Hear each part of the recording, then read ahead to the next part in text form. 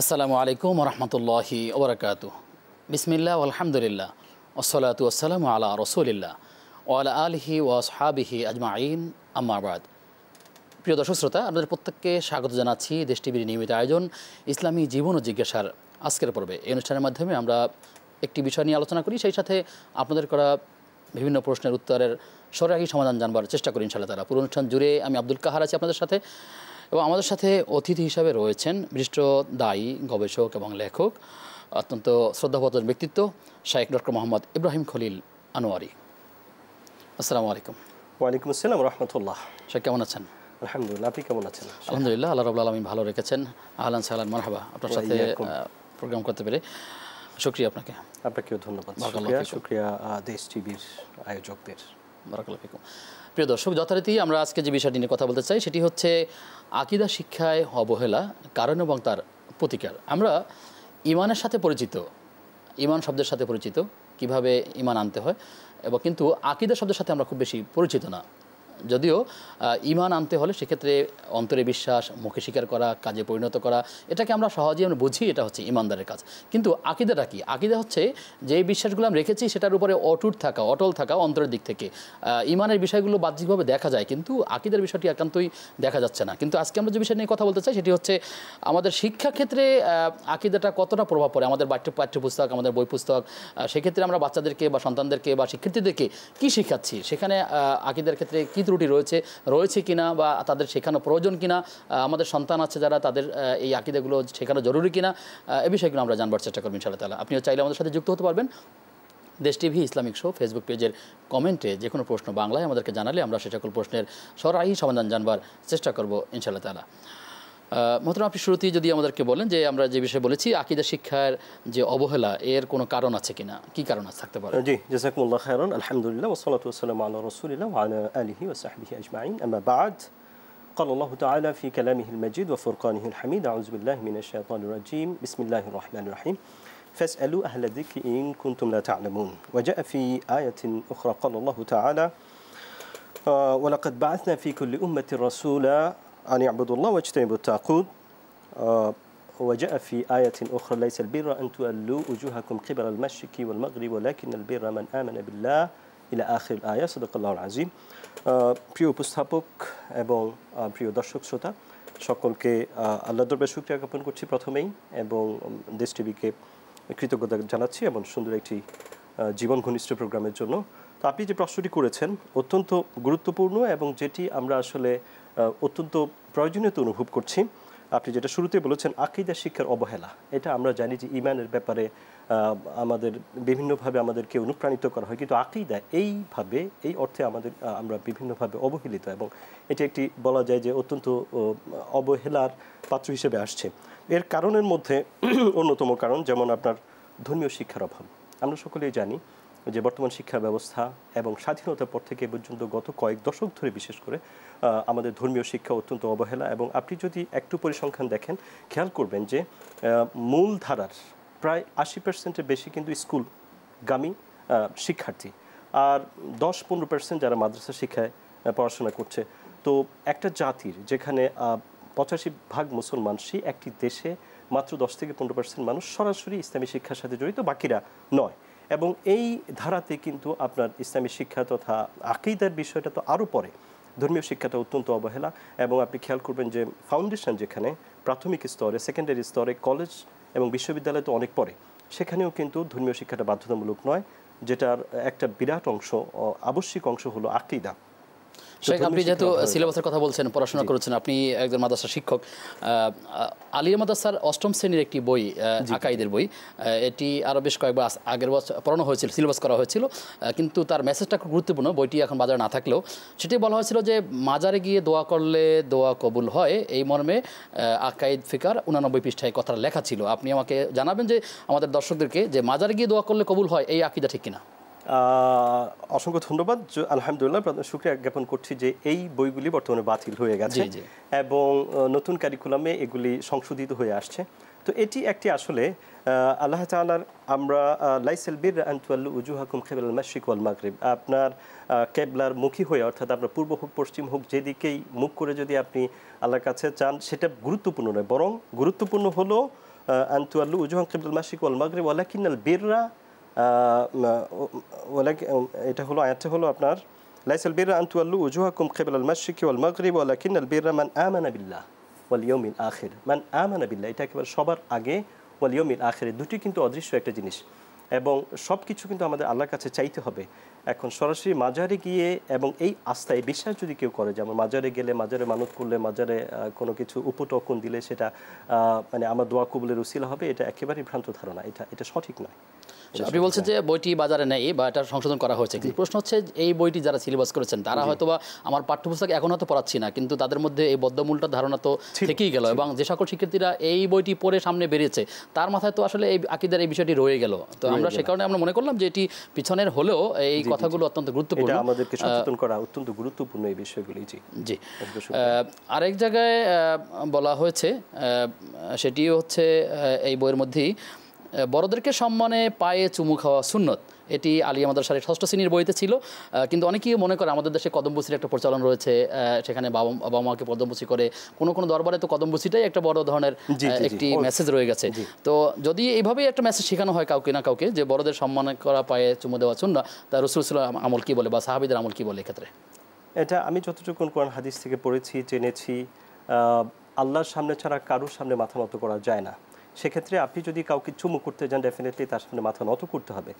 তাকে এমনিতে কদমবুসি যে অর্থে আমি মানে কেউ যদি বসে বাবা মাকে আবেগ ঘন হয়ে সম্মানার্থে এবং তার মধ্যে যদি আকীদাগত, তার মধ্যে যদি সম্মানের জায়গাটা থাকে, সেটাকে আমি হারাম সরাসরি বলবো না, কিন্তু আপনি যেটাকে বলছেন এবং ক্লাস 6-এর যে বইটাতে এটাকে সরাসরি চুমু দেওয়াটাকে সুন্নাহ বলছেন, এটা আসলে আমি আমি আমি আমার আমার পড়াশোনার জায়গা থেকে আমি কোথাও পাইনি এবং এটা সরাসরি শরিয়ার খেলাফ বলে আমি মনে করি, এটা সঠিক নয়। এবং আলহামদুলিল্লাহ এটি এখন আমাদের সিলেবাস থেকে এটি মানে রহিত হয়ে গেছে। তবে এরকম বদ্ধমূল ধারণা আমাদের সাধারণ মানুষের মাঝেও অনেকে লালন করেন, তো আমরা সেই বিষয়ের সাথে দ্বিমত পোষণ করছি যে আসলে এরকম কোনো ভুল বিশ্বাস আমাদের সাথে যেতে পারে না। আরেকটি বিষয় যেহেতু পাঠ্যপুস্তকের অংশ, সেটি হচ্ছে অলিগণের কারামত, এটি বিশ্বাস করা ঈমানের অংশ, আসলে কথাটা কি সঠিক কিনা? সম্মানিত উপস্থাপক, আমাদের মুজিজা এবং কারামা, মুজিজা এই বিষয়টা কিন্তু আল্লাহ তাআলা কর্তৃক সাবিত, যেটা নবী এবং রাসূলদের ক্ষেত্রে ছিল অলৌকিক কিছু করা।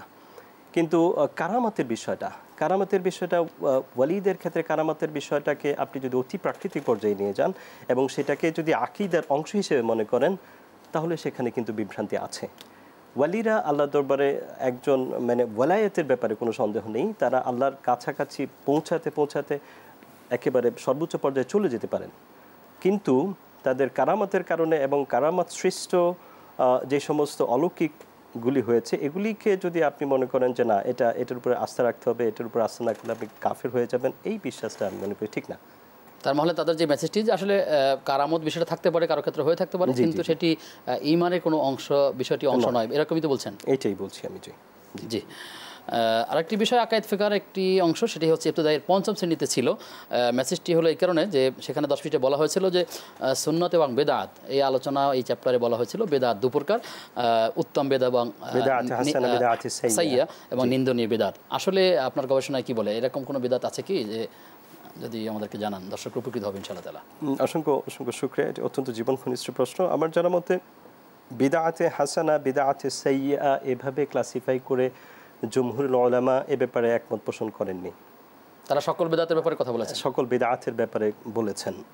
এখন যেমন ধরেন বিদআতটা আমাদের কাছে স্পষ্ট থাকতে হবে, যেমন ধরেন আপনার শরিয়াতের যে সমস্ত ইবাদতগুলি আছে, ফর এক্সাম্পল যেমন ফজরের নামাজ আপনি 2 রাকাত, এটার মধ্যে ফজিলত আছে, সওয়াব আছে, আপনি এটার মধ্যে যদি মনে করেন যে না আমি 4 রাকাত পড়বো, তাতে কি সওয়াব বেশি হবে? মোটেও না, সেটার সুযোগ নেই। তো শরিয়াতের মধ্যে নতুন কিছু মানে অনুপ্রবেশ, সেটাই তো বিদআত। তো বিদআতে হাসানা, বিদআতে সাইয়্যা, এটার আসলে আলাদা করে ক্লাসিফিকেশন, বরং শরীয়তের মৌলিক যে সমস্ত ইবাদতগুলি আছে, শরীয়তের মৌলিক যে সমস্ত কার্যাবলী আছে, মুআমালাতগুলি আছে, রাসূল আকরাম সাল্লাল্লাহু আলাইহি ওয়াসাল্লাম বিশেষ করে বিশুদ্ধ হাদিস দ্বারা প্রমাণিত, কোরআন এবং সুন্নাহ দ্বারা প্রমাণিত ইবাদতগুলি, মুআমালাতের মধ্যে নতুন কিছু সংযোজনই হলো বিদআত। এটাকে হাসানা এবং সাইয়্যা করে, হাসানা করে এটাকে ফজিলত মনে করা, সাইয়্যা মনে করে এটাকে খারাপ মনে করা, এটার আসলে আমার জানা মতে সেটা ক্লাস কুল্লু বিদআতিন দালালা, কুল্লু বিদআতিন দালালা। ওয়াকুল্লু দালালাতিন ফিন্নার, এইভাবে এসেছে। জি জি, যে কথা দিয়ে আপনি শুরু করেছিলেন যে আসলে আমাদের শিক্ষায় অবহেলার অনেকগুলো আমরা দৃষ্টান্ত উপস্থাপন করলাম যে আসলে এই ধরনের ভুল শিক্ষা যদি আমাদের সন্তানরা পায় বা কারোর মধ্যে যদি বদ্ধমূল ধারণা থাকে তাহলে সে ইমানই ক্ষতিগ্রস্ত হবে।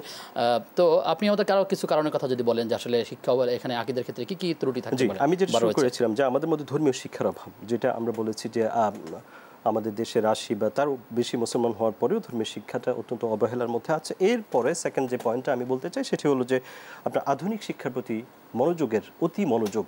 আপনি খেয়াল করবেন যে আমাদের দেশে বিরাট একটা অংশ কিন্তু ইংলিশ মিডিয়ামের দিকে যাচ্ছে এবং যারা সাধারণ শিক্ষাও শিক্ষিত হচ্ছে। আগে একটা সময় ছিল যখন আমাদের দেশে সারা দেশব্যাপী কিন্তু মসজিদ সংশ্লিষ্ট মক্তব ছিল। আমাদের সাবেকিন যারা আমাদের পূর্বপুরুষরা কিন্তু এই মক্তবেরই ছাত্র ছিলেন। আজকে কিন্ডারগার্টেন, ইংলিশ মিডিয়াম স্কুলগুলি এবং অন্যান্য আধুনিক বা প্রাইভেট স্কুলগুলি কিন্তু অনেক আগেই শুরু হয়, যার জন্য বাচ্চারা কিন্তু সেই ক্লাসিক কিংবা আমাদের তুরাস যে মাকতাব সেই মাকতাবে যেতে পারছে না, যার জন্য তারা ধর্মীয় শিক্ষা থেকে বঞ্চিত হচ্ছে। এবং যেটা বললাম যে মাত্র 10-15% যারা মাদ্রাসায় যাচ্ছে তারা ছাড়া, এবং তাদের মধ্যেও অনেক গ্যাপ রয়েছে, এবং এর বাইরে মূল ধারা যারা তারা কিন্তু একেবারেই বঞ্চিত হচ্ছে মক্তব শিক্ষা থেকে, ধর্মীয় শিক্ষা থেকে, কোরআন শিক্ষা থেকে। যদিও এখন অনেক অভিভাবকরা সচেতন হচ্ছে, তারা ব্যক্তিগতভাবে তাদের বাচ্চাদেরকে কোরআন শিক্ষার ব্যবস্থা করছেন। এরপরেও আপনার আধুনিক শিক্ষার প্রতি যেমন আপনি সমাজে খেয়াল করবেন মানে কম্পিটিশনগুলিতে, কন্টেম্পোরারি এডুকেশন সিস্টেমে আপনার যেমন আমাদের বাচ্চারা যদি মনে করি বুয়েটে চান্স পাচ্ছে, এটা আমরা অত্যন্ত গর্ব করে বলি, এবং আমাদের বাচ্চাকে যদি মেডিকেলে চান্স পায় সেটা আমাদের সমাজের সবচাইতে মানে এটা একটা উদাহরণ হয়ে যায়। কিন্তু একটা বাচ্চা যদি আলেম হতে চায়, সবার আগে যদি ভালো মানুষ হতে চায়, কাউকে যদি জিজ্ঞেস করেন যে তুমি ভবিষ্যতে এম ইন লাইফ কি, সে বলবে যে আমি ডাক্তার হতে চাই, ইঞ্জিনিয়ার হতে চাই, কিন্তু সে বলবে না যে আমি মানুষ হতে চাই, ভালো মানুষ হতে চাই। এই শিক্ষাটা কিন্তু কোথাও দেয়া হচ্ছে না। তার মানে হচ্ছে আমরা শিক্ষার সাথে আসলে আকীদার খুব ওতপ্রোতভাবে জড়িত। যদি আকীদাগুলো সঠিকভাবে না হয় তাহলে তার বাকি জীবনটা চলাটাও ঝুঁকিপূর্ণ হয়ে যাবে এবং বিপদগামী হয়ে যেতে পারে। আমরা আসবো আপনার কাছে বিরতির পর ইনশাআল্লাহ তাআলা। প্রিয় দর্শক, আপনারা দেখছেন ইসলামী জীবন ও জিজ্ঞাসা। সময় হয়েছে একটা বিরতির, ফিরছি কিছুক্ষণ পর, সাথে থাকুন।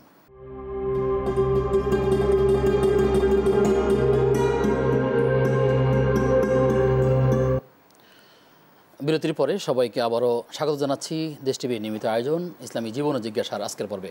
আপনাদের সঙ্গে আব্দুল কাহার রয়েছি। আমাদের সঙ্গে অতিথি হিসেবে রয়েছেন শায়েখ ডক্টর মোহাম্মদ ইব্রাহিম খলিল আনোয়ারি।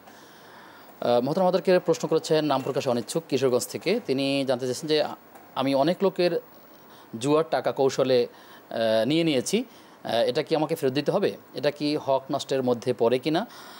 আমি সব কিছু ছেড়ে এখন ভালো হতে চাচ্ছি, তো এখন সব টাকা কি আমাকে ফেরত দিতে হবে? আর আমি সব টাকার হিসাব তো এখন রাখা মুশকিল, কি করতে হবে আমরা? জি, অসংখ্য ধন্যবাদ। প্রথম কথা হলো জুয়া এটা তো একেবারেই হারাম, অনৈতিক, এবং এটা কোনোভাবেই শরীয়ত সিদ্ধ নয়। এবং যেই জুয়ার মাধ্যমে তিনি টাকাগুলি নিয়েছেন, এটা আসলে আমাদের বাংলাদেশে অসংখ্য উদাহরণ দেয়া যাবে। যেমন ডেস্টিনি থেকে শুরু করে এরকম অসংখ্য কোম্পানি যারা এসেছিল, বহু মানুষ থেকে লগ্নি করার পরে তারা পালিয়ে গেছে। তো প্রথমত ওনার সেই মাল্টি লেভেল মার্কেটিং সেটি আবার ভিন্ন বিষয়, কিন্তু জুয়ার অ্যাপস রয়েছে, জুয়ার মাধ্যমে বাচ্চারা এখন অ্যাপসের মাধ্যমে অনেক এটা কোনোভাবেই শরীয়ত সমর্থিত নয়। তো এটা ভালো দিক, যে পজিটিভ দিক, উনি ভালো হতে চাচ্ছেন, তওবা করছেন, তওবার দরজা যেহেতু খোলা আছে, তো তিনি চাইলে তওবা করে ভালো হতে পারবেন। তবে ওনার পক্ষে সাধ্যে সম্ভব যতটুকু যদি উনি তার পাওনাদারদেরকে চিহ্নিত করে ফেরত দিতে পারেন খুবই ভালো। আদারওয়াইজ উনি চেষ্টা করে যাবেন ফেরত দেওয়ার জন্য, সর্বোচ্চ চেষ্টা করে যাবেন। শেষ যদি চেষ্টায় সফল হতে না পারেন, ওনার চেষ্টাটা আল্লাহ সুবহানাহু ওয়া তাআলা ওনার মনে থেকে যতটা সাহায্য দিবে, যে কি পরিমাণ টাকা তিনি আর্ন করেছেন সেই জায়গা থেকে, তবে উনি ভালো হওয়ার অর্থাৎ তাওবাতুন নাসুহা যদি হয়ে থাকে, আল্লাহ তাআলা অবশ্যই কবুল করবেন। আল্লাহ তাআলা তাকে ফিরে আসার সুযোগ দিন, সেই দোয়া এবং কামনা করছি আমরা। জি, প্রশ্ন করেছেন আব্দুল হালিম, ভুইগড়, রাজশাহী থেকে। তিনি জানতে চাচ্ছেন যে টিকিট কেটে পুকুরে ছিপ দিয়ে যে মাছ ধরা যাবে কিনা, যেটি আমাদের অনেক জায়গায় দেখা যাবে, এক্ষেত্রে শরিয়া কি বলছে? জি, এটিও অত্যন্ত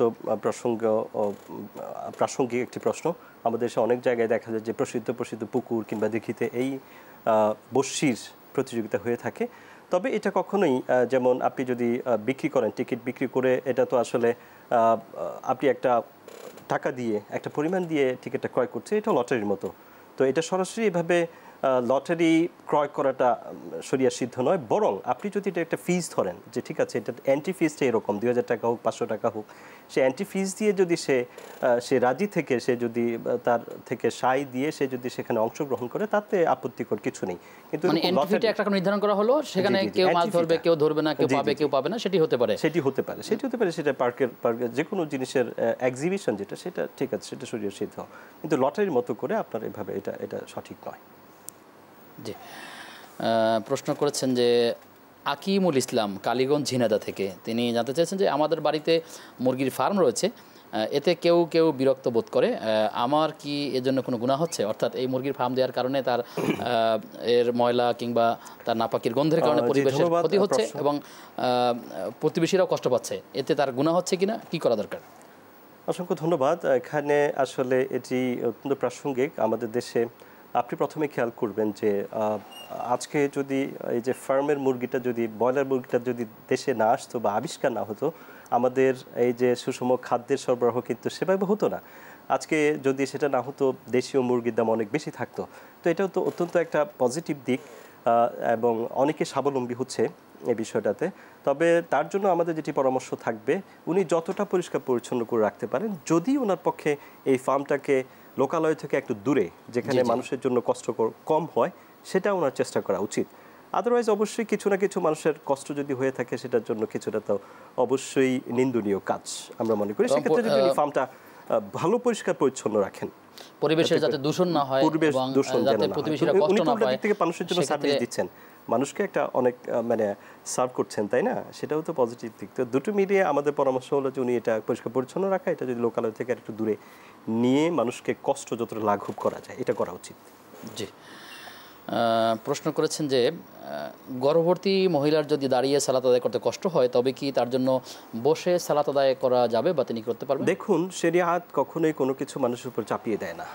শরিয়াত আপনি নামাজ দাঁড়িয়ে পড়তে কষ্ট হলে আপনাকে বসে পড়তে নির্দেশ দেয়, মানে আপনার জন্য অপশানটা আছে। বসে পড়তে অসুবিধা হলে আপনাকে শুয়ে ইশারায়, অর্থাৎ কোনোভাবেই আপনি উজু করতে না পারলে তায়াম্মুমের মাধ্যমে নামাজ পড়ার।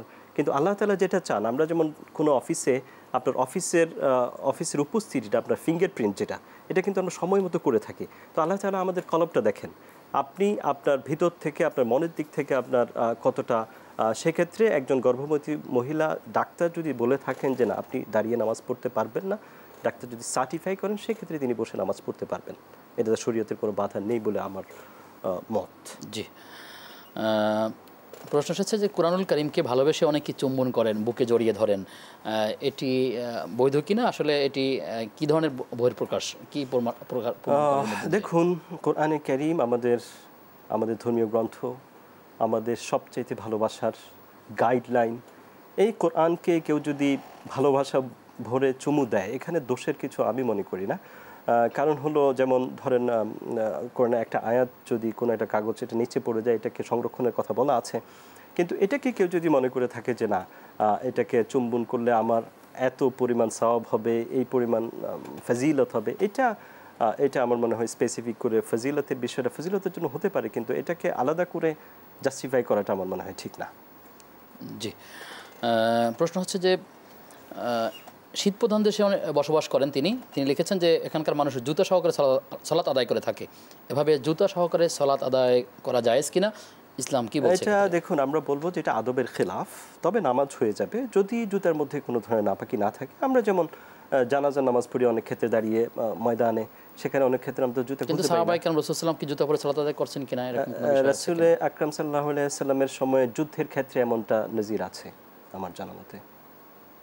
জুতো নিয়ে সালাত আদায় করার অনুমতি রয়েছে কিনা? অনুমতি রয়েছে বলতে, যেমন ধরেন আপনি যদি শীত প্রধান দেশে হয়ে থাকেন, আপনার জুতা খুললে যেখানে -সেলসিয়াস ডিগ্রিতে থেকে থাকে, সেক্ষেত্রে এটা একটা শীতের মতো পোশাক। জুতাটাও এক ধরনের পোশাক। শীত ছাড়াও যদি কেউ চায় জুতা, এটা যদি আপনার ওজন না থাকলে তো যদি জুতা পবিত্র হয় তাহলে কি আদায় করতে পারবে না? জুতা পবিত্র হলেও আমরা যেটা বললাম যেটা অবশ্যই আদবের খেলাফ, এটা না করাই উত্তম। আচ্ছা আচ্ছা, ঠিক আছে মোহতারাম, আপনার মাধ্যমে আমরা অনেকগুলো বিষয় জেনেছি। আপনি যদি খুব আমাদেরকে এক বাক্যে বলেন যে আসলে আমরা যে বিষয়টি আকীদার বিষয়ে অবহেলার যে কারণ, এখানে প্রতিকার কি, আপনি খুব সংক্ষেপে ছোট ছোট করে কয়েকটা। যে আমরা যেটা বলছিলাম যে আকীদার অবহেলার কারণ, যেমন আমরা বলেছি যে ধর্মীয় শিক্ষার অভাব। আমাদের ধর্মীয় শিক্ষার ব্যাপারে অবশ্যই গুরুত্ব আরোপ করতে হবে। এটাকে আমাদেরকে প্রধান শিক্ষা ব্যবস্থায় মেইন স্ট্রিমে আমাদেরকে নিয়ে আসতে হবে, বাধ্যতামূলক করতে হবে প্রাথমিক শিক্ষায় ধর্মীয় এবং আরবি শিক্ষা। এরপরে আমরা যেটা বলছি যে আপনার আধুনিক শিক্ষার প্রতি আমাদের যে অতিরিক্ত গুরুত্ব আরোপ, এটাকে ব্যালেন্সে আনতে হবে, ভারসাম্যের মধ্যে আনতে হবে। আপনি ধর্মীয় শিক্ষাটাকে সমান গুরুত্ব দিতে হবে, পাশাপাশি জেনারেল শিক্ষাটাকেও সমানভাবে গুরুত্ব দিতে হবে। পরিবারে আকীদার চর্চা করার বিষয়ে কি বলবেন? পরিবারে আকীদার চর্চার বিষয় তো আপনাকে প্রথমেই তো শুরু করতে হবে নিজ থেকে, নিজ পরিবার, প্রথমে নিজ, তারপরে নিজ পরিবার। নিজ পরিবারে আপনি যদি কর্তা হয়ে থাকেন, ডেফিনেটলি আপনার কমান্ডটা তারা শুনতে বাধ্য। আপনি শুরুই করতে হবে শিকড় থেকে। এই শিকড়ই হলো পরিবার। আপনি আপনার ব্যক্তি জীবনে এবং পরিবার জীবনে যদি এর চর্চা বাড়াতে পারেন, এবং আপনি যদি নিজে প্র্যাকটিস করেন, আপনাকে দেখে কিন্তু আপনার বাচ্চারা কিন্তু কিংবা পরিবার আপনাকে দেখে তারা কিন্তু প্র্যাকটিস করতে, সঠিক বিষয়টা যেহেতু জানবে, সে আকীদা পোষণ করবে, কিন্তু সেই সাথে ভ্রান্ত মতবাদটা কি এটাও কি জানানো জরুরি কিনা? অবশ্যই জানা দরকার, অবশ্যই জানা দরকার। আদারওয়াইজ সে জাস্টিফাই ক্লাসিফাই করবে কিভাবে? আপনার পাশে সত্যটা যেভাবে জানতে হবে, মিথ্যাটাও তাকে জানতে হবে, জানাতে হবে। আপনি যদি আমরা উদাহরণটা এভাবে দিই যে একটা ঘরে হাইড্রোজেন, এটা কি বলে, অক্সিজেনের বিপরীত যেটা, দূষিত বাতাস আসবে বলে মনে করে যদি আপনি দরজাটাকে একেবারে বন্ধ করে দেন, তাহলে অক্সিজেনও কিন্তু আসা বন্ধ হয়ে যাবে। সেই জন্য আপনি শুধুমাত্র তাকে ভালোটাই দিবেন, মন্দটা বুঝতে দিবেন না, তাহলে কিন্তু সে ভালো মন্দ বোঝার চেষ্টা করবে। এটা আমাদের অনেক অভিভাবক এটা ভুল করে থাকে। তাহলে সঠিক আকীদা যেমন তাদেরকে জানাতে হবে, সেই সাথে ভ্রান্ত আকীদাটা কি সেটাও পরিচয় করে দেওয়া, যে এই কারণে আমরা এটা থেকে দূরে থাকার চেষ্টা করব ইনশাআল্লাহ। মোহতারাম, আপনাকে ধন্যবাদ জানিয়ে আপনার থেকে বিদায় নিচ্ছি। ধন্যবাদ, অসংখ্য ধন্যবাদ। দেশ টিভি কর্তৃপক্ষকে অসংখ্য ধন্যবাদ। জাযাকুমুল্লাহু খাইরান। আসসালামু আলাইকুম। প্রিয় দর্শক, আপনারা দেখছিলেন ইসলামী জীবন ও জিজ্ঞাসা। আমরা আজ আলোচনা করেছিলাম যে আসলে আকীদার গুরুত্ব এবং শিক্ষাক্ষেত্রে, সিলেবাসের ক্ষেত্রে কতটা ঝুঁকিপূর্ণ হতে পারে, সেই বিষয়গুলো নিয়ে আল্লাহ তাআলার কাছে দোয়া করে আল্লাহ তাআলা আমাদেরকে ব্যক্তি, পরিবার এবং সমাজ এবং রাষ্ট্রকে সব ক্ষেত্রে আমাদের সহিহ আকীদার উপরে এবং বিশুদ্ধ আকীদার লালন করবার দান করুন। আজ এ পর্যন্তই। আগামী অনুষ্ঠান দেখবার আমন্ত্রণ জানিয়ে আজকের মতো বিদায় নিচ্ছি। আসসালামু আলাইকুম ওয়া রাহমাতুল্লাহি ওয়া বারাকাতুহু।